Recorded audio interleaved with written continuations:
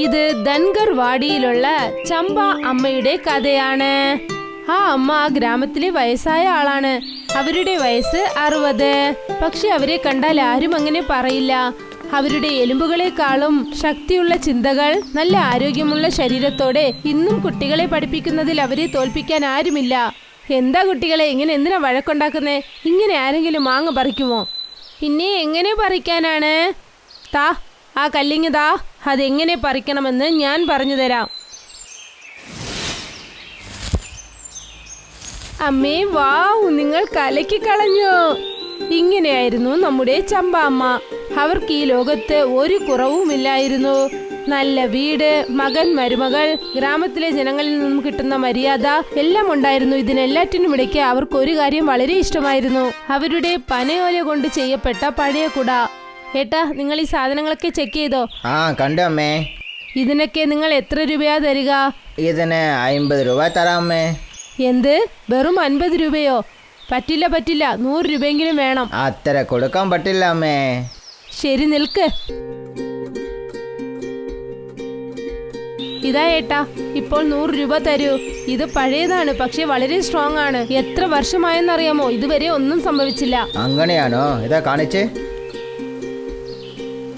അല്ല, ഇവിടെ എന്താണ് നടക്കുന്നത്? അമ്മേ, നിങ്ങളോ? നിങ്ങളിവിടെ എന്ത് ചെയ്യുകയാണ്? ഞാൻ ചെയ്യുന്നതിരിക്കട്ടെ, നീ ഇവിടെ എന്ത് ചെയ്തുകൊണ്ടിരിക്കുകയാണ്? നിനക്കറിയാമോ ഈ കൊട എനിക്ക് എത്ര വലുതാണെന്ന്? അതെ അമ്മേ, പക്ഷെ ഇത് വളരെ പഴയതായി. അതുകൊണ്ട് നീ ഇത് വിൽക്കാൻ പോകുന്നു അല്ലേ? ഇല്ല, ഇത് ഞാൻ വിൽക്കാൻ സമ്മതിക്കില്ല.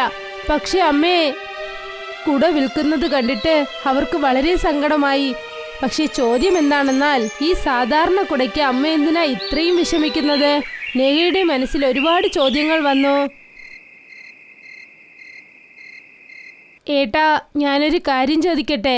ആ കേൾക്ക്. ഇന്ന് അമ്മയുടെ ആ പഴയ കുട വിൽക്കാനായി ഞാൻ ശ്രമിച്ചു. എന്ത്, അമ്മയുടെ പഴയ കൊടയോ? അതിനെ വിൽക്കാൻ വേണ്ടി എടുത്തോ? അല്ല, എന്തിനാ ഇത്രയും ഞെട്ടുന്നത്? ആ കൊട അമ്മയ്ക്ക് വളരെ ഇഷ്ടപ്പെട്ട കൊടയാണ്. എവരിനെയും ആ കൊടയിനെ തൊടാൻ പോലും വിടില്ല. പക്ഷെ എന്തുകൊണ്ട്? കാരണം അവരുടെ ചെറുപ്പത്തിൽ അശരീരി കേട്ടെന്നോ. അശരീരിയോ? അമ്മ അപ്പോൾ വളരെ ചെറിയ കുട്ടിയാണ്. അപ്പോൾ ഒരു ദിവസം സ്കൂളിൽ നിന്ന് തിരിച്ചു വരുമ്പോൾ ഒരു സ്വാമി അമ്മയുടെ അടുത്ത് ആ കൊടയിനെ കൊടുത്ത് ഒരു വിചിത്രമായ കാര്യം പറഞ്ഞിട്ടുണ്ട്. നിനക്ക് ഈ കൊട വളരെ ഇഷ്ടമാവുന്നെന്ന് തോന്നുന്നു. ശരി, നല്ലത്. ഈ കൊടയിനെ നീ ശ്രദ്ധയോടെ നോക്കണം. ഈ കൊടയിനെ നോക്കുമ്പോൾ സാധാരണമായതുപോലെ കാണാം. പക്ഷേ ഓർമ്മ വെച്ചോളൂ, ഈ കൊടയാണ് നിന്റെ ഭാവിയിൽ എല്ലാ പ്രശ്നങ്ങളിൽ നിന്നും നിന്നെ രക്ഷിക്കും, നിന്റെ പ്രാണത്തെയും. അതുകൊണ്ട് ഇതിനെ എപ്പോഴും സൂക്ഷിച്ചു വെക്കണം. എന്ത്, ഒരു പഴയ കുട ജീവൻ രക്ഷിക്കുമെന്നോ? ഇതൊക്കെ വെറുതെയാണെന്ന് തോന്നുന്നു. അത് എനിക്കും അറിയില്ല. അമ്മ അതിനെ വിശ്വസിക്കുന്നു. എനിക്കും അമ്മയുടെ മനസ്സ് കഷ്ടപ്പെടുത്താൻ വിരുപ്പമില്ല. പിന്നെ നീയും അവർ ദേഷ്യപ്പെടുന്നത് പോലെ ഒരു കാര്യം ചെയ്യല്ലേ. ശരി ചേട്ടാ, നേഹയ്ക്ക് ഇക്കാര്യത്തിലൊന്നും വിശ്വാസമില്ല. പക്ഷെ ഇപ്പോൾ അവൾക്ക് മനസ്സിലായി, ഈ കുട സാധാരണ കുടയല്ല, അമ്മയുടെ മനസ്സിന്റെ ഒരു ഭാഗമാണെന്ന്.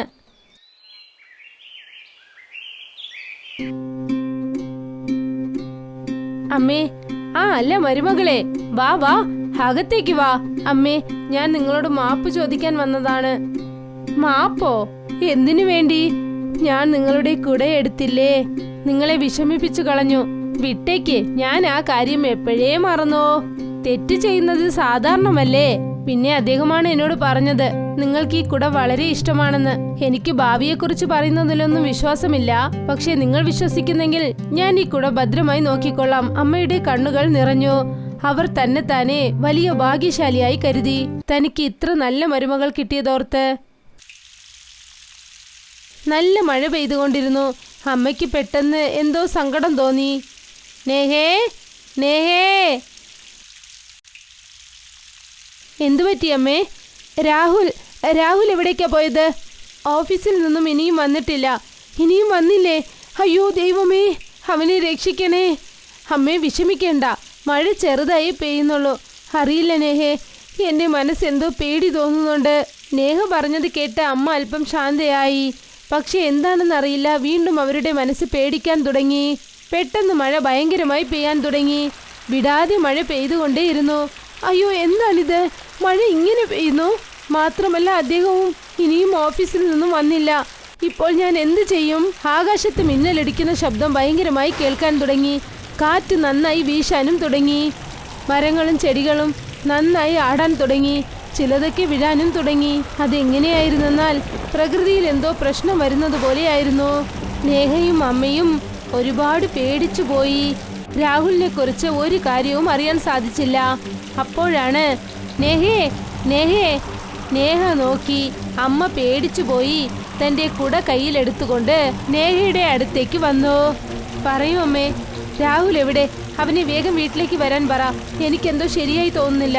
പെട്ടെന്ന് അവനോട് വരാൻ പറയേ. അമ്മേ അമ്മേ, നിങ്ങളൊന്ന് സമാധാനപ്പെടൂ. ഇല്ല, നിനക്ക് മനസ്സിലാകുന്നില്ല. മഴ നല്ല വേഗതയിൽ പെയ്യുന്നു. എന്തോ പ്രശ്നമുണ്ട്. അമ്മേ, ഞാൻ അദ്ദേഹത്തെ വിളിച്ചു നോക്കി, പക്ഷെ അദ്ദേഹത്തിന് ഫോൺ കിട്ടുന്നില്ല. എന്ത്? അയ്യോ ദൈവമേ! നേഹ പറഞ്ഞത് കേട്ടിട്ട് അമ്മ വീണ്ടും പേടിച്ചു. അവർക്കൊന്നും തന്നെ മനസ്സിലായില്ല. അപ്പോഴാണ് അവർ ജനാലയുടെ പുറത്തേക്ക് നോക്കിയത്. അവർ നോക്കിയപ്പോൾ ഗ്രാമത്തിലെ കുളത്തിലെ വെള്ളം അധികമായിക്കൊണ്ടേ വന്നു. പാതിക്ക് മുകളിൽ ഗ്രാമവും വെള്ളത്തിൽ മുങ്ങിപ്പോയി.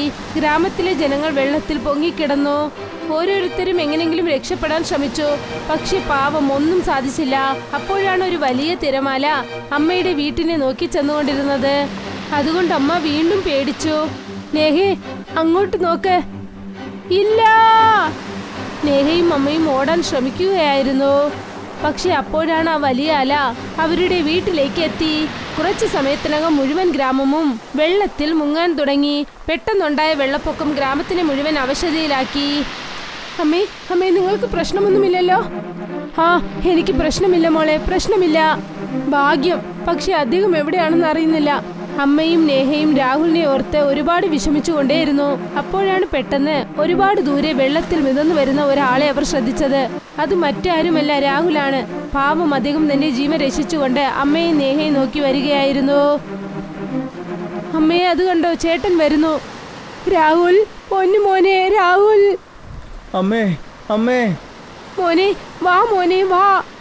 രാഹുൽ എങ്ങനെയോ നീന്തി അമ്മയുടെയും നേഹയുടെയും അടുത്ത് ചെന്നെത്തി. പക്ഷെ വെള്ളം ഒട്ടും നിൽക്കുന്നത് പോലെ തോന്നിയില്ല. അപ്പോഴാണ് നേഹ, മോനെ രാഹുൽ, നിങ്ങൾ വിഷമിക്കേണ്ട, ഞാനുണ്ടല്ലോ. വെള്ളത്തിൽ നിന്നും അവർ തന്റെ കൈ ഉയർത്തിയതും തന്നെ ആ കുട കാരണം ഒരു വലിയ അത്ഭുതമുണ്ടായി. ആ കുട വിരിച്ചതും അത് വളരെ പെട്ടെന്ന് വലിയൊരു കുടയായി മാറി. അത് എത്ര വലുതാണെന്നാൽ ഗ്രാമത്തിലെ ജനങ്ങൾ ഓരോരുത്തരായി അതിന്റെ മുകളിലേക്ക് കയറി. പതുക്കെ പതുക്കെ എല്ലാരും സൂക്ഷിച്ച് കയറിക്കോളൂ, പേടിക്കണ്ട. അമ്മേ അമ്മേ, നിങ്ങൾക്കൊരു പ്രശ്നമില്ലല്ലോ? എനിക്കൊന്നുമില്ല മോനെ. ഇപ്പോൾ എല്ലാരും രക്ഷപ്പെട്ടു. അവസാനം നല്ലതാണെങ്കിൽ എല്ലാം നല്ലതാണ്. ആ മാന്ത്രിക കുട കാരണം ഗ്രാമത്തിലുള്ള എല്ലാരും രക്ഷപ്പെട്ടു. കണ്ടോ നീ, ഞാൻ പറഞ്ഞല്ലേ, അവസാനം അമ്മയുടെ കൊടയാണ് നമ്മളെ രക്ഷിച്ചത്. ഇതാണ് കാര്യം. ഗംഗർവാടിയുടെ അമ്മ, പിന്നെ അവരുടെ പനയോല കുടയുടെയും കഥ.